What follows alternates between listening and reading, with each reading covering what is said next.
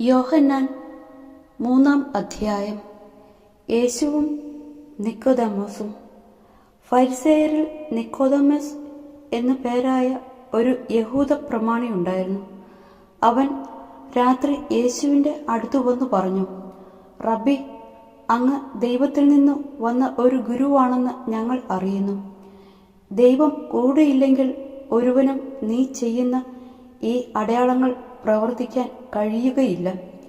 യേശു പറഞ്ഞു, സത്യം സത്യമായി ഞാൻ നിന്നോട് പറയുന്നു, വീണ്ടും ജനിക്കുന്നില്ലെങ്കിൽ ഒരുവന് ദൈവരാജ്യം കാണാൻ കഴിയുകയില്ല. നിക്കോദെമോസ് ചോദിച്ചു, പ്രായമായ മനുഷ്യന് ഇത് എങ്ങനെ സാധിക്കും?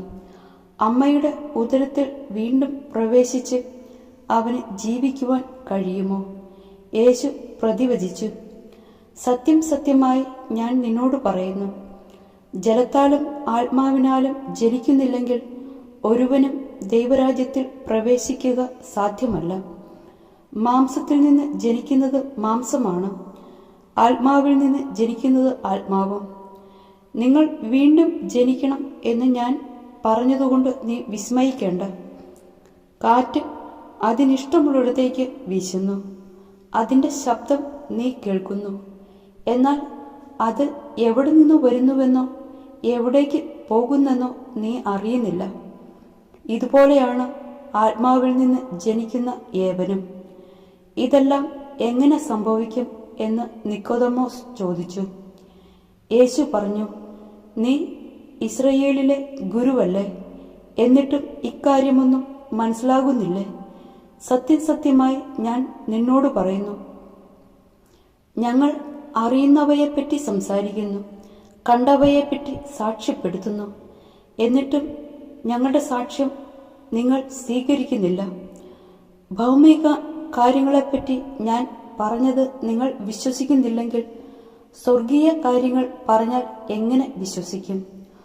സ്വർഗത്തിൽ നിന്നിറങ്ങി വന്ന മനുഷ്യപുത്രനല്ലാതെ മറ്റാരും ഇതുവരെ സ്വർഗത്തിൽ കയറിയിട്ടില്ല.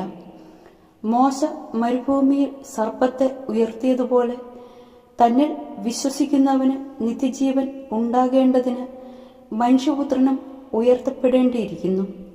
എന്തെന്നാൽ അവനിൽ വിശ്വസിക്കുന്ന ഏവനും നശിച്ചു പോകാതെ നിത്യജീവൻ പ്രാപിക്കുന്നതിനു വേണ്ടി തൻ്റെ ഏകജാതനെ നൽകാൻ തക്കവിധം ദൈവം ലോകത്തെ അത്രമാത്രം സ്നേഹിച്ചു. ദൈവം തൻ്റെ പുത്രനെ ലോകത്തിലേക്ക് അയച്ചത് വിധിക്കാനല്ല, പ്രത്യത അവൻ വഴി ലോകം രക്ഷ പ്രാപിക്കാനാണ്. അവനിൽ വിശ്വസിക്കുന്ന ഒരുവനും ശിക്ഷയ്ക്ക് വിധിക്കപ്പെടുന്നില്ല.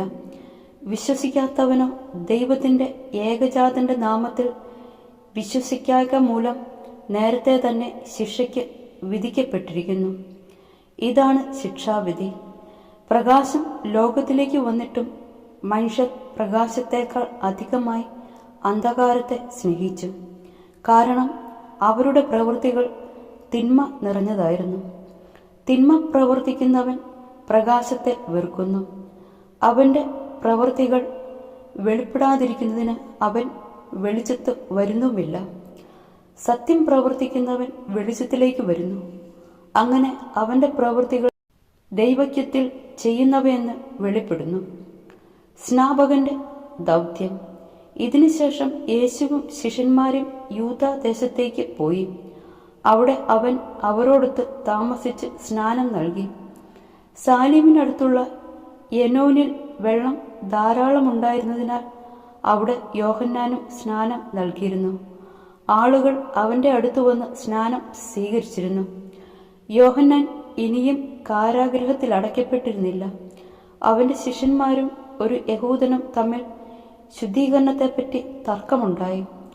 അവർ യോഹന്നാനെ സമീപിച്ച് പറഞ്ഞു, ഗുരു, ജോർദാന്റെ അക്കരെ നിന്നോടുകൂടെ ഉണ്ടായിരുന്നവൻ നീ ആരെപ്പറ്റി സാക്ഷ്യപ്പെടുത്തിയോ അവൻ ഇതാ ഇവിടെ സ്നാനം നൽകുന്നു.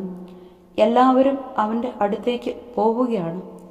യോഹന്നാൻ പ്രതിവചിച്ചു, സ്വർഗത്തിൽ നിന്ന് നൽകപ്പെടുന്നില്ലെങ്കിൽ ആർക്കും ഒന്നും സ്വീകരിക്കാൻ സാധിക്കുകയില്ല. ഞാൻ ക്രിസ്തുവല്ല, പ്രത്യത അവനു മുമ്പേ അയക്കപ്പെട്ടവനാണ്.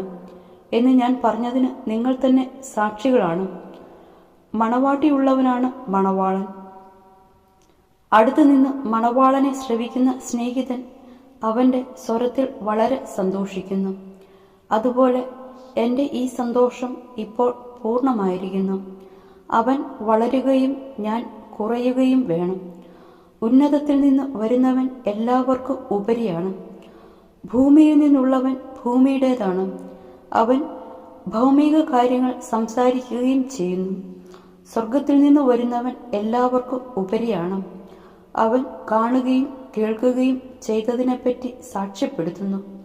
എങ്കിലും അവന്റെ സാക്ഷ്യം ആരും സ്വീകരിക്കുന്നില്ല. അവന്റെ സാക്ഷ്യം സ്വീകരിക്കുന്നവൻ ദൈവം സത്യവാനാണ് എന്നതിന് മുദ്ര വയ്ക്കുന്നു. ദൈവം അയച്ചവൻ ദൈവത്തിന്റെ വാക്കുകൾ സംസാരിക്കുന്നു. ദൈവം അളന്നല്ല ആത്മാവിനെ കൊടുക്കുന്നത്. പിതാവ് പുത്രനെ സ്നേഹിക്കുന്നു. എല്ലാം അവന്റെ കൈകളിൽ ഏൽപ്പിക്കുകയും ചെയ്തിരിക്കുന്നു. പുത്രനിൽ വിശ്വസിക്കുന്നവന് നിത്യജീവൻ ലഭിക്കുന്നു. എന്നാൽ പുത്രനെ അനുസരിക്കാത്തവൻ ജീവൻ ദർശിക്കുകയില്ല. ദൈവകോപം അവന്റെ മേൽ ഉണ്ട്.